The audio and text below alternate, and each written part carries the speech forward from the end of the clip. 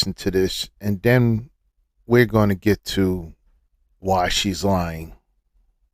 Let's go.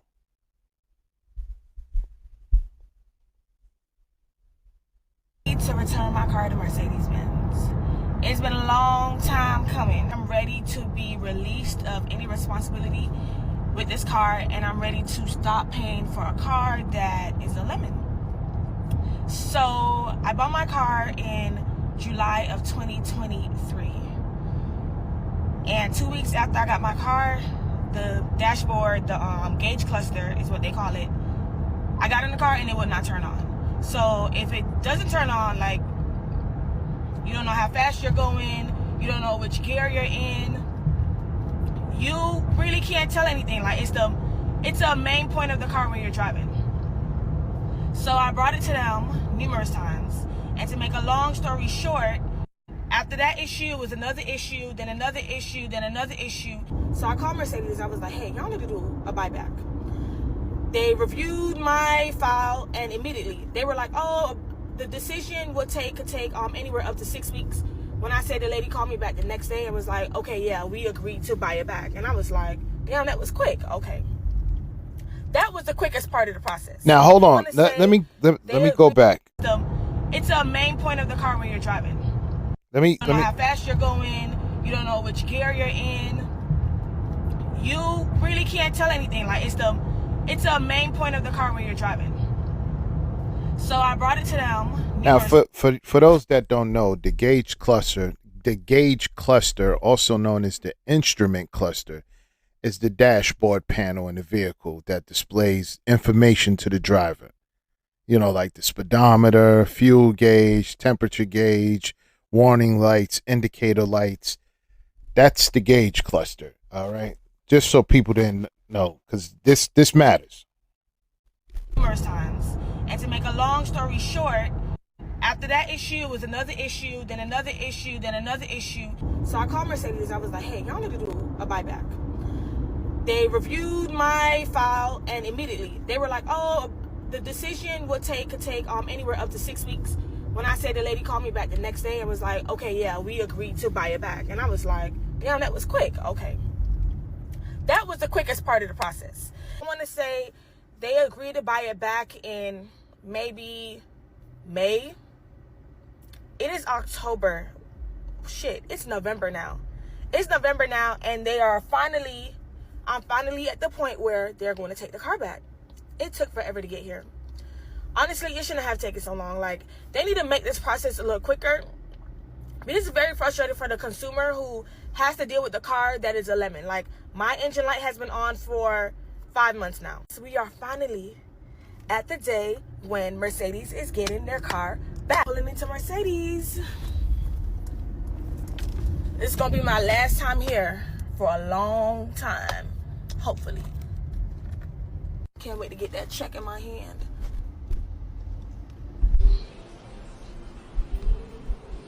Will be sold at auction. I'm not none of the seat where you drop.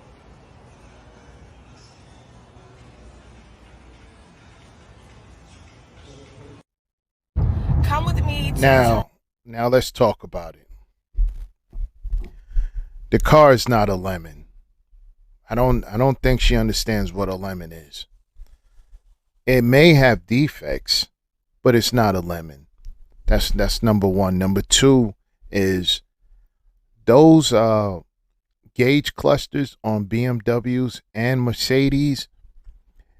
That is an occurring problem that they usually have with these German vehicles, is electrical problems. Now, if you have a warranty, all you have to do is bring it back, right? And what they would do, and a lot of times it just be, because I drive foreign vehicles. A lot of times it be blown fuses. It be blown fuses. You replace the fuses, and it comes right back on. And if it needs to be changed, right, that would probably cost, if you don't do it at the dealership, don't do it at the dealership at all. But if anything needs to be changed with the gauge cluster, go to a regular auto shop, and it'll cost probably between $450 to $500, right? Still money, but for a BMW or Mercedes, if you have one or driven one before, you know how expensive they can. You welcome $500 on anything done on a Mercedes or a BMW. Um, also, oh yeah, because at the dealership they'll charge you probably 1,000, $1,200 to get that fixed when you could just do it for half price elsewhere. So that's number one, right? Number two is she went out and got a loan for this car, and look what she said. I'm gonna tell you what she said. A woman asked her a quick question. Honestly, when you return a car, does it really mess up your credit? And she said it did. I didn't return it as a voluntary repo. They bought it back, so they paid off the loan completely and gave me a check for my payments. It will be removed from my credit with no negative impact. That's not what they do. Man, stop lying. That is not what they do. I don't know why she lying to these people. No, what ends up happening is, right, majority of the time, the only way you can return that car if you're not satisfied with it is if you're trading it in, right? And only if you're trading it in for something more expensive, right? And the reason why is because as soon as she bought that vehicle and drove it off the lot, it depreciated by 20%. They can't get that 20% back. So they're not going to put the loan in something less than what it is because they're losing money. The bank is paying them, not her, right? So what ends up happening is when she bought the vehicle back, she went and got another vehicle for more, and that was rolled back into the pre-existing loan. So let's say that car is $60,000, and they told her, listen, we only can give you this right here, this, and told her you can't get a car cheaper. This one is $70,000. That $10,000 go on that pre-existing loan, right? And only thing that changed is the vehicle. So now she owed $10,000 more on a loan. That's the only way they would exchange the vehicle. Look it up. I'm telling you, I know. So what happens? She lost. She making it seem like you could just return a car back if you're not. No, that's the reason why there's contracts.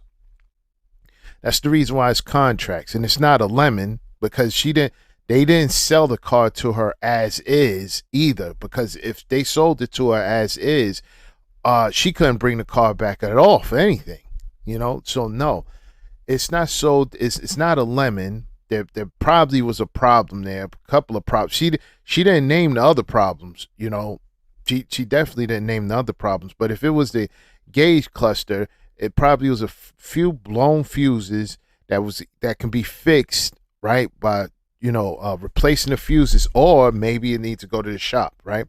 Now they will take care of that, right? If it's part of the warranty. That's why you don't leave without a warranty, right? Most warranties are for powertrains, but you can add extra. Hey, listen, if this happened or this happened, and you could just bring it back and they'll fix it, right? Especially if you just bought it.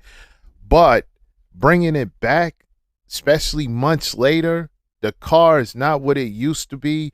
You don't put miles on it. It depreciated. You're not getting your money back. You're not getting the payments back. The only thing you're going to get, right? And she said they paid off the loan. What? Why would they do that? They in the business of selling cars. They are in the business of selling cars. You're probably like, she didn't say that, AC. She didn't say that. Let me show you. Right here. See? Poor. Quick question. Honestly asking, when you return a car, does it really mess up your credit? She said, I didn't return it as a voluntary repo. They bought it back, so they paid off the loan completely and gave me a check for my payments. Now, come on, man. Come on.